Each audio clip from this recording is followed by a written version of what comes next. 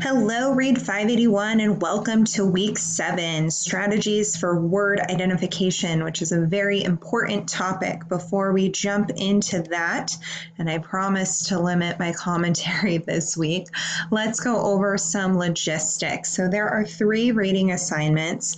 First is Chapter 9 of Instructing Students on Word Identification. So this is going to go through first phonemic awareness, which is a prerequisite for decoding or word identification, and then it's going to talk to you about phonics, encoding, and I'm sorry, not encoding, that's spelling, but decoding, and then also it'll talk to you about structural analysis. So for those students, typically 5th grade on, but you can start as early as 2nd grade with multisyllabic words, teaching them how to break apart those multisyllabic words into meaningful pieces. So it's going to give you all of that in this one chapter, whereas in the core teaching reading source book, I've assigned chapter 6, which is just on phonics. So, decoding single syllable words. And then chapter 8 is on multisyllabic word reading. So depending on how your student performed on, if you gave the core phonics survey, you may want to look at chapter 6 versus chapter 8, or you could also use results from your QRI word list. You can see kind of the type of words they're having issues with. Are they single syllable or multisyllabic? Also, the Words Their Way spelling inventory can give you some indication. And then if you want to look at phonemic awareness, that is actually going to be in chapter 5, I believe, of the core teaching source book, which is not one of the assigned readings. But if you are someone who is focusing on that area, which I know a handful of you are, and that is an area you need to learn more about. You'll get some information again from chapter 9, but you may want to self-select to read that chapter of the core reading source book because it's going to give you lots of instructional strategies to draw from. So that's what you need to read, chapter 9, and then choose your own adventure, 6, 8, or maybe 5. Let's go over some updates to the assignments in the tentative course schedule in the syllabus. So week 6 we knocked out last week. Here we are in week 7 doing word identification and decoding. Your video reflection is finally due this week, which some of you have already submitted, and the ones I've seen so far look fabulous. So thank you so much for doing that. But the big change that has been made is that I've made the last whipper optional. And then, so, if you don't feel like you want to add to your average of that assignment, you are feeling good about how you've performed on those, you can cross that out. And then the video reflection is going to be due not week 13, but week 14 instead. And the reason for that is I wanted to bump everything back a little bit because getting started with the pre-observation meetings made me realize the schedule as is only gives you so many weeks to implement some of these new strategies you're going to be attempting for your personal growth goal. And so you're not going to see a lot of progress and development from video reflection 1 and 2 if we are, doing them so close together. So there's actually fall break in between here. So this gives you 2 more weeks to do that video reflection. But then week 15, 16 is when you have all of those fun final summary reports and the parent caregiver letter due. So keep that on your radar as well. So again, asterisks denote the change, and that is moving the video reflection down and then making this last whipper optional. Okay. Assignments due this week. Video reflection is the only assignment due. Things to keep on your radar. Next week, week 8, we have the whipper for sessions 3 and 4. Week 10 is the whipper for sessions 5 and 6. And then somewhere around week 11 or 12, that's going to be where your observation video is due. Remember, we have nixed the live observation of you working with your student to give me a little bit more flexibility in my schedule to view these.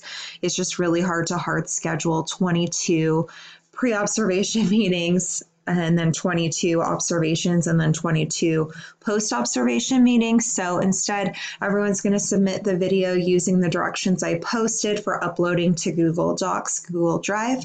I do need that 3 days before your post-observation meeting, that should say post-observation meeting there. All right, any questions, definitely send me an email. All right, just a few things on strategies for word identification that I wanted to highlight from the readings as we continue working on these 3 objectives for the course. We saw this graphic last week, and I just wanted to remind you that all of these pieces work together. Last week we talked about word recognition, and that really implies the automaticity of recognizing a word quickly. It's one you have in your sight word knowledge, so it goes hand in hand with fluency and automaticity. And we also talked about irregular word reading and memorizing those irregular words, putting them in your sight word knowledge.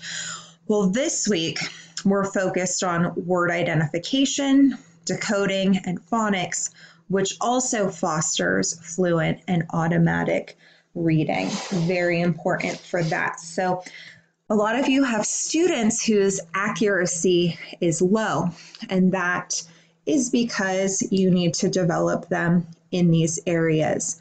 Not necessarily words per minute, but likely decoding and sight word knowledge, how quickly they are identifying these words, and then whether or not they have strategies to decode an unknown word. So chapter 9, really helpful chapter. It again defines word identification strategies, which was done in chapter 8 as well. But these are where the reader employs different procedures or strategies when they don't recognize a word on sight. So what do? Do they appeal to you and you feed them the word? Hopefully not, because we know that creates dependency on you and you can't follow them around through life and whenever they try to read something. And what's interesting, and actually this was something new to me, there was actually a few things new to me in this chapter, so I definitely recommend reading it. But on page 357, one of the last pages in the chapter, they talk about context clues. And a lot of times teachers really emphasize teaching context clues as a word identification strategy. So I don't know what this word is. I'm going to use the word around it, which is kind of a dated way of thinking. The research nowadays is showing that students, proficient readers, primarily use visual and graphic cues in order to determine unknown words, which is why phonics, teaching phonics and decoding is so important. They are not using context clues as previously thought. Where context clues are the most helpful is if you have a multiple meaning word and you need to understand how that word is being used, then you would use your context clues. But as they talk about here, students really are not using context clues as a word identification strategy. In fact, here's a direct quote from the research. The longer a student stays in the early context emphasizing phase without showing an increase in the use of graphic information, the poorer the reader they are at the end of the year. So we need to push them through trying to rely on the context and instead using decoding strategies, word identification strategies, and phonics to figure out unknown words. So as you can see, word identification strategies are critical for reading achievement, and they also facilitate comprehension because students can read more if they are figuring out these unknown words, then they can comprehend more.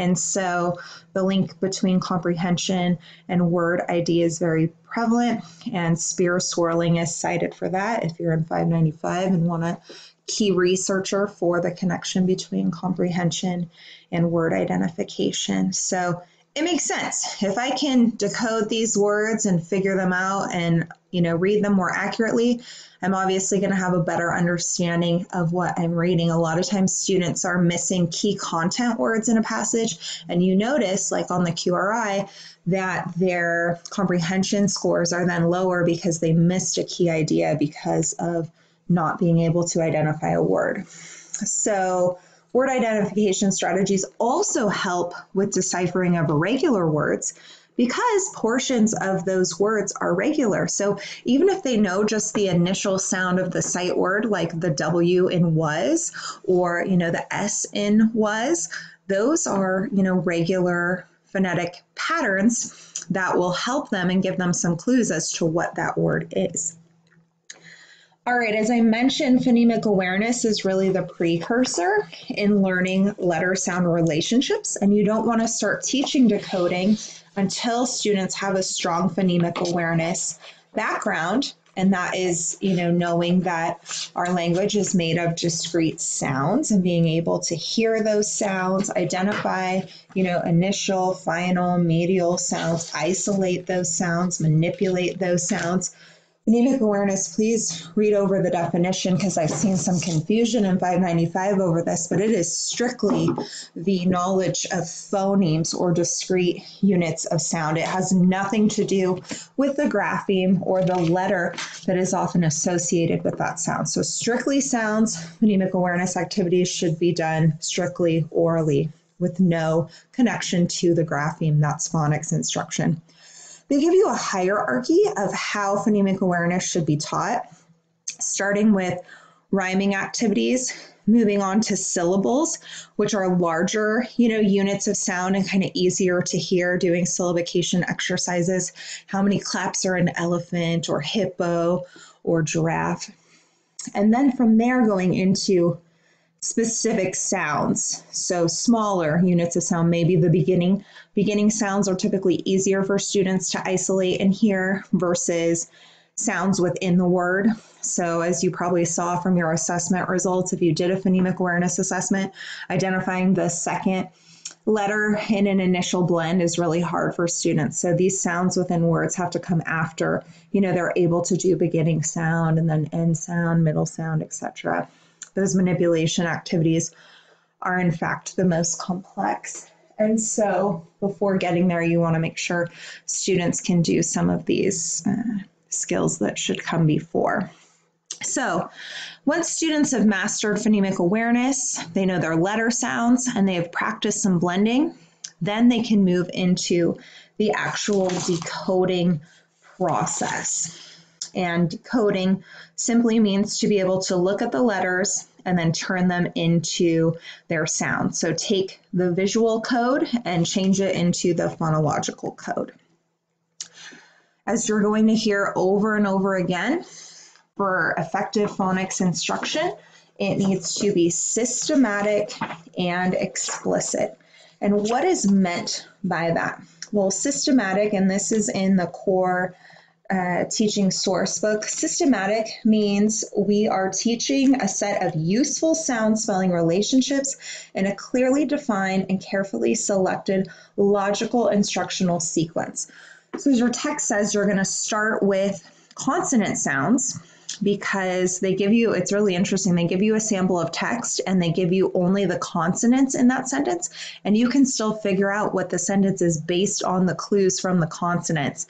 But they do the same thing with the vowels, and it was impossible for me to figure out the sentence with just the vowels. So really you get more meaningful information from the consonants, which is why we teach consonants first.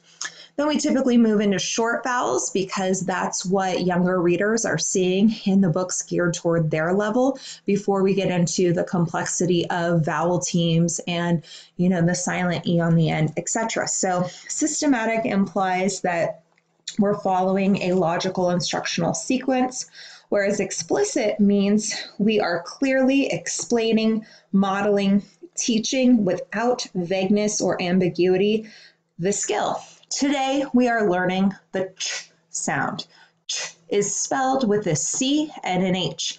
You might see the ch sound at the beginning of the word, like in the word cheese. You might see the ch sound at the end of the word, like in the word such. You won't often see the ch sound in the middle of a word unless it's a really long multisyllabic word, like maybe machine. And that's probably a bad example because that CH makes the sh sound, so don't confuse them with that. But being very explicit and clear about what are we learning today, what are the letters that make that sound, etc. So I already said this, but you need to have a clear scope and sequence of, the easier skills moving into the more complex, which aligns with Vygotsky's theory of zone of proximal development. So whenever children are asked to learn something new, you need to make sure that they already possess the appropriate prior knowledge and understanding to see its value and to learn it efficiently. So they have to have those prerequisite skills in order to, start learning decoding. Also, this was mentioned in your text, chapter 9, to note the connection between reading and spelling instruction and to integrate these in one word study block. They also had some fun games. I'm on page 322. Guess and poke. That was kind of a fun idea that was new to me. But anyhow, let me get to this section. All right, so and another thing that was new to me was the definition of an absorbed prefix versus an active prefix. You can read about that on page 341, as well as a great activity of flip strips. And then in the multisyllabic word reading chapter 8, they had a cool syllable kind of chain with root words where you kept the root word the same, but they added different affixes. So that was cool. Anyway, page 315, they talk about reading and spelling connections and word sorting. And I know many of you have a phonics goal for your student and a spelling goal. Well, those can really support each other very nicely in the model for teaching phonics that I propose later in this screencast. So lastly, I've already said this, once students have mastered single syllable words, then you move them to multisyllabic word reading and structural analysis, which focuses on the larger word parts. Okay, so effective phonics instruction should be developing an understanding of the alphabetic principle. So in order to be able to code words, they need to have an understanding that, words are comprised of, sounds and the letters that represent those sounds. It also should incorporate phonemic awareness. They have a mutually beneficial and reciprocal relationship. So a lot of times you start with a quick 2-3 minute phonemic awareness warm up and then do your phonics lesson, your explicit phonics lesson. You also need to provide sufficient practice in reading words, and the best way to do this is through using decodable texts and writing words and dictation. It also should lead to automatic word recognition, which means they need lots and lots of practice successfully reading and decoding words automatically with this pattern. And then it's also part of a comprehensive reading program. So we're not just teaching kids phonics and calling that our reading program. They should be, it should be incorporated into balanced literacy, where they also have, opportunities for guided reading, where they can apply the phonics, as well as independent reading. So, thinking about your comprehensive reading program as a balanced literacy block that has components focused at different parts of the gradual release of responsibility. So I'm providing explicit instruction through phonics lessons and maybe modeling comprehension strategies, but then I'm giving them some guided opportunities to apply this through guided reading in small group instruction with the teacher. And then ultimately, they're going to be independently doing this by reading things at their independent level. Things to also consider effective for any type of instruction, not just phonics, first and foremost is corrective feedback. So student errors need to be corrected immediately. You don't want them to get into bad habits. Also, constantly monitoring them to make sure that they're participating, but also that they aren't making any errors. Pacing for phonics should be very brisk. There should not be a lot of downtime. It should move quickly. And then signaling isn't so important for one-on-one instruction, but when you're doing large group instruction. And that just means you have hand signals and things that show, am I looking for all students to respond in unison? So I would point to my ear if I wanted to hear everyone, or I would raise my hand if I wanted to call on an individual. All right, big question I've been getting from you. How do I teach phonics? What is the instructional sequence? And the way I want you to remember this is I-BIRD. That's how you teach phonics. So assuming your student needs phonemic awareness, you're going to start with your phonemic activities done prior that usually include the sound you're working on, ch or sh, or it could just be the consonant f. You know, I'm going to say some words. Let me know if you hear a f sound in the word, that kind of thing. So it's all done orally, auditorily.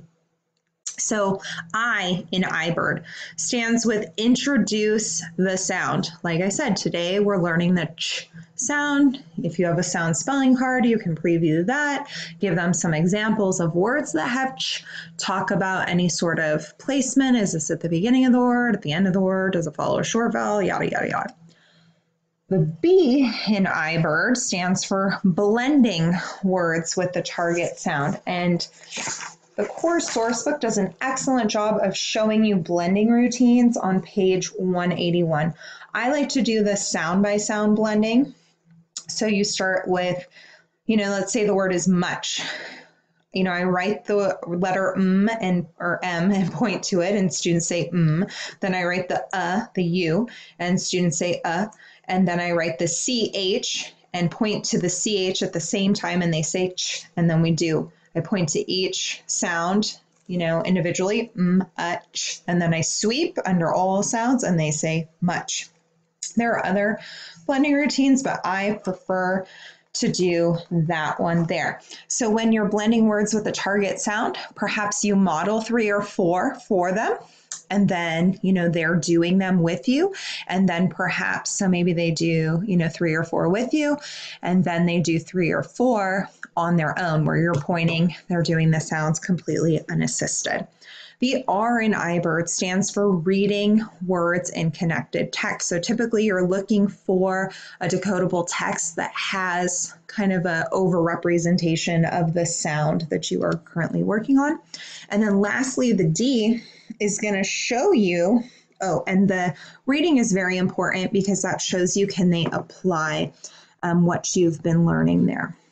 And then the D is for dictation of words with the pattern. So this is also going to show you, can they now take it from being able to read words with that sound to now, creating, composing words with that sound. You could also at this point do another word study piece like a sort or making words. That might be a good thing to plug in here. But this dictation piece can be used as your progress monitoring. Now that we've learned ch, or maybe you're learning shun, T-I-O-N, if you're doing multisyllabic words in structural analysis, can they now, if you dictate words like nation, can they spell that? Here are some important pages to check out. 181 has the blending routines. 200 has a sample lesson for the sh sound. However, they really just emphasize this kind of piece. So I would combine it with page 208, which has a sample lesson that kind of has these components. So I would do those two together as one lesson.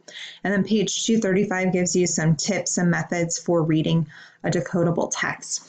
Lastly, I just wanted to show you one resource, Florida Center for Reading Research, that I've shown to be very helpful. So let's take a look at this quickly. So here you want to go to resources, over here to student center activities, pick your grade level. I'll do 2-3.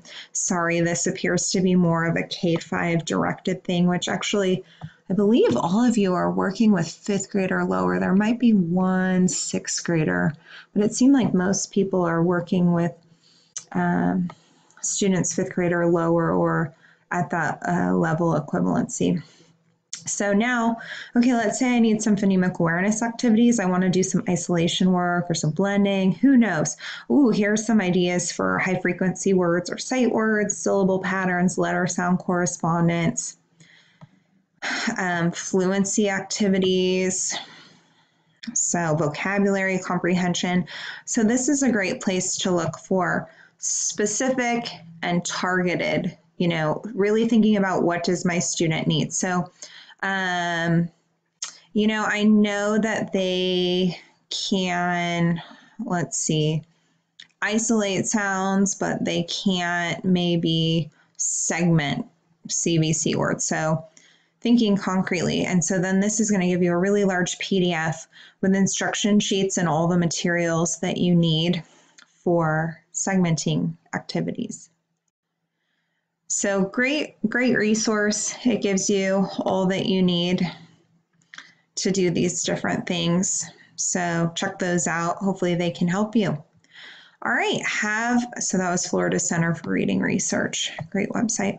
All right, you guys, have a great week. Good luck with everything. I know it's getting crazy here towards the end. We're very, very busy, but I wish you well with all of that, and I will see you next week.